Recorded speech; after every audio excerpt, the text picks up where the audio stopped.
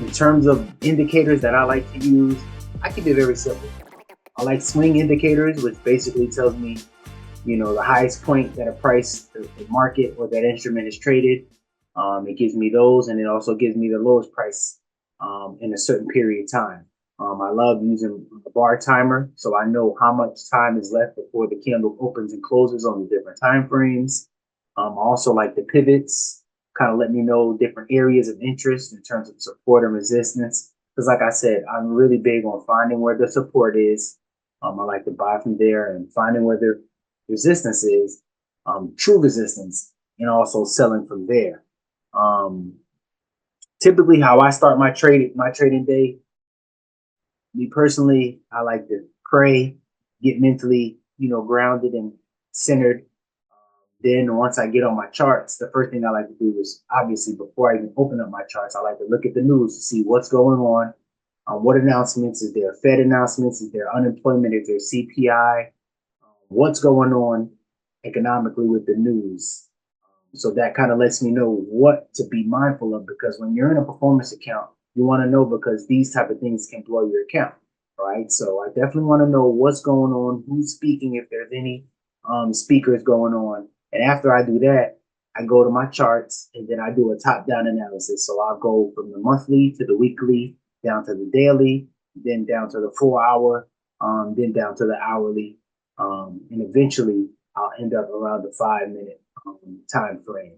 So I do a top-down technical analysis, basically looking for where support is, where resistance is on all the different time frames. And I look for key areas that are of interest to me and my strategy in terms of who is support and who's behind support, and who is resistance and who's behind resistance. So in the case that I choose to take up the trade, I know the probability of my trade succeeding and failing.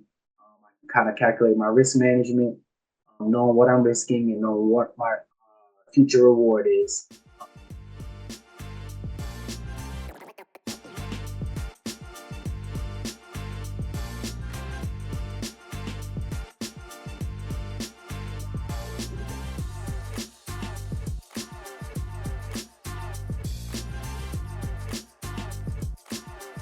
So as you can see, I will pull up an hourly chart. This kind of gives you an idea. On this particular chart, I have some support and resistance lines that I drew.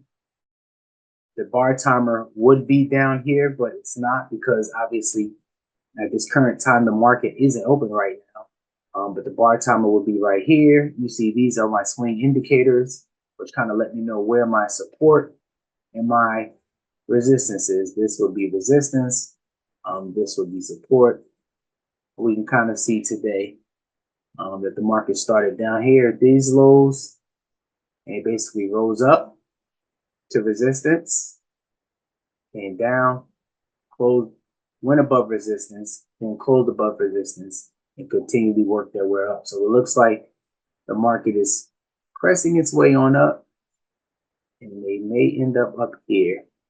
So typically for me, I would be looking for them to come back down and pick me up as a retest here, because it doesn't look like they retested. Actually, no, I take that back. They retested off of this candle right here, and now they're pushing up. And I would anticipate them getting up to here and here before they're taking, a little stop or a pause in the market. So that's basically my strategy. It's not very complicated. Basically, like I said, I like to go high time frames and work my way up in the daily. As we can see here, you can see the swing indicators, some little lines, support lines down at the bottom that I drew, with more support lines. I also have an EMA on this chart, exponential moving average. It kind of tells me once they get above there, you can see they typically stay above there until they decide to close below this line. So it's just an average of what's going on in the market. You can see, you can also buy off of there or sell off of there. You can see they continually closed above it and above it and stayed above it until they closed below it. And then once they got back above it, they stayed above it. So like I said, I like a really simplified strategy, finding support, breaking breaking resistance and coming back and retesting it, or breaking support and come back and retesting it for a pickup. That's basically it, man. Like I said, OneUp has been very good to me, and I would definitely highly recommend it.